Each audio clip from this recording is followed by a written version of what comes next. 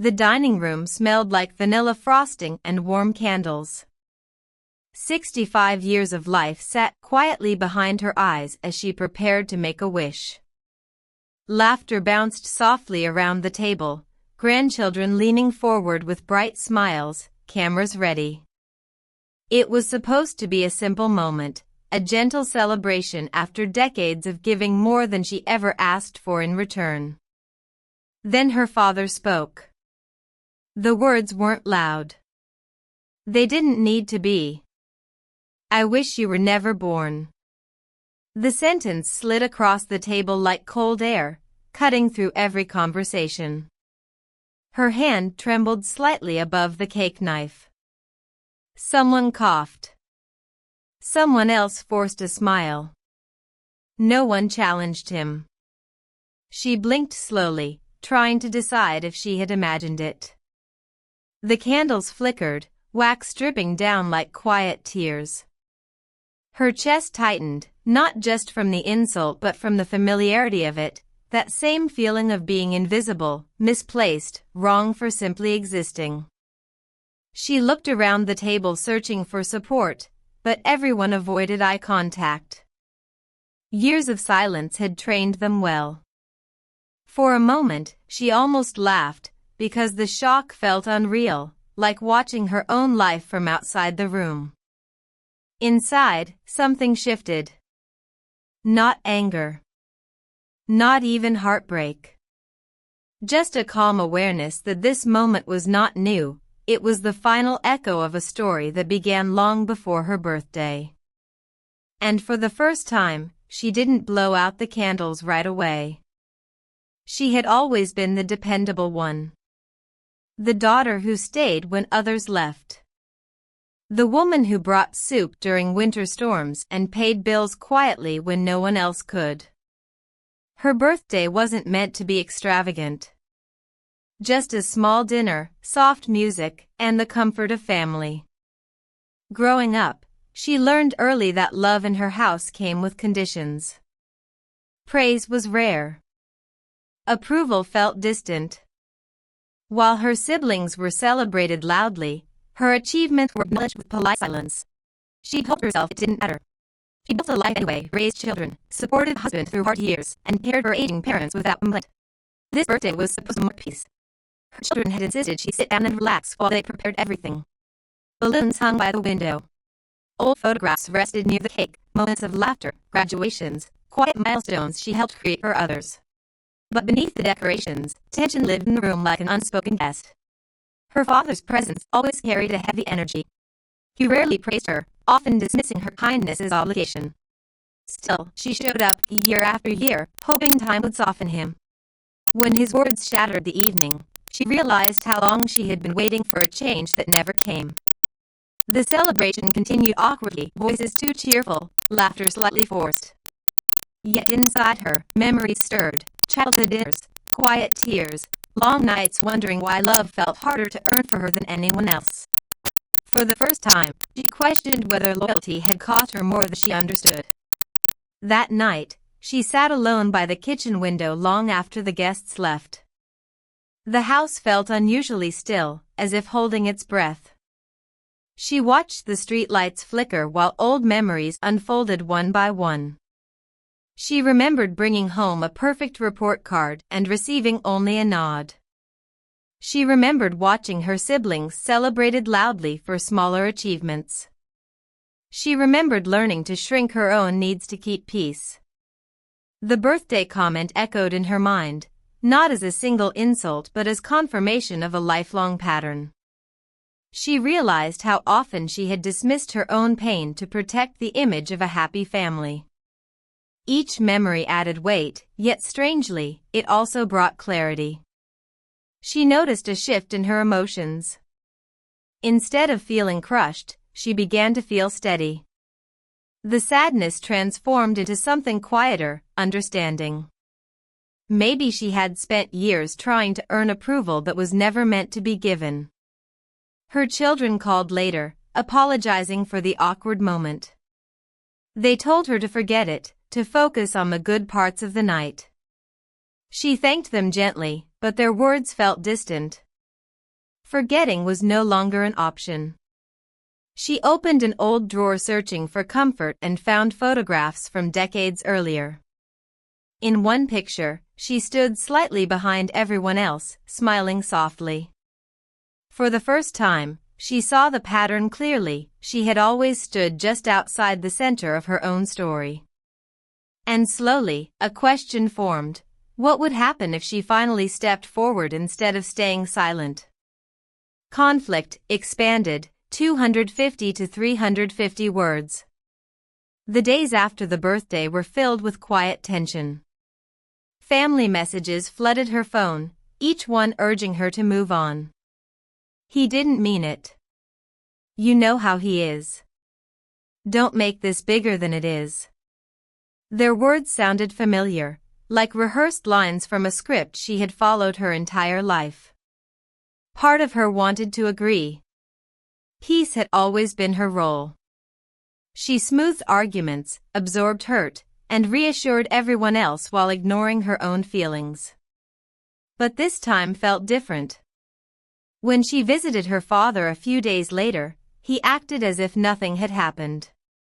He spoke about the weather, about neighbors, about trivial things. The absence of apology felt louder than the original words. She realized that silence protected him more than it protected her. Her siblings called again, worried that confrontation would divide the family. They reminded her of traditions, holidays, and shared history. The pressure wrapped around her like invisible chains. She spent hours walking through the park, thinking about the cost of staying quiet. Each step felt heavier than the last. She wondered whether self-respect and family loyalty could exist at the same time. For years, she believed speaking up meant causing harm. Now she began to see that silence had been harming her all along. The conflict wasn't just with her father, it was with the version of herself that had accepted less than she deserved. And for the first time, she considered choosing her own voice over everyone else's comfort. Mid-story twist expended, 250 to 350 words. While searching for old documents in a storage box, she discovered a letter tucked between faded photographs. The handwriting was familiar, her late mother's. The envelope was never opened. She hesitated before unfolding the paper. The words revealed a truth she had never known. Her father's resentment wasn't rooted in her actions or personality. It traced back to struggles he faced long before she was born, regrets, expectations, and fears he never resolved. Reading the letter felt like stepping into a hidden chapter of her life. Her mother described how her father had carried built-in disappointment that shaped the way he treated certain moments and certain people. It didn't excuse the pain, but it explained the distance she had always felt. For a long time, she sat quietly, absorbing the meaning behind the words. The discovery shifted something inside her. She realized she had spent decades trying to fix a problem that was never hers to solve. The anger she expected to feel never arrived. Instead, she felt a strange sense of release. The birthday comment stopped feeling like a personal failure and started to look like the final expression of a story that didn't belong to her. She folded the letter carefully and placed it back in the envelope. The past suddenly felt clearer, like fog lifting from a familiar road. And with that clarity came courage, not to argue, not to accuse, but to finally speak from a place of calm strength. Emotional climax, expanded, 250 to 350 words. She visited her father again, this time without hesitation. The room felt smaller than she remembered, filled with years of unspoken history. He looked surprised to see her standing so steady, her posture calm, her voice gentle. She didn't raise her voice. She didn't accuse him. Instead, she spoke about the moment at her birthday and how it made her feel, not as a wounded child, but as a woman who had carried her own life with dignity. She told him she understood that pain often comes from deeper places, but she could no longer accept words that diminished her existence.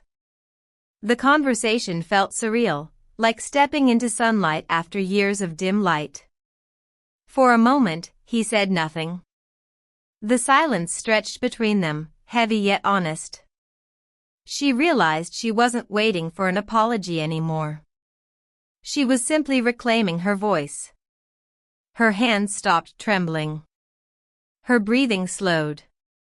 The calmness surprised even her.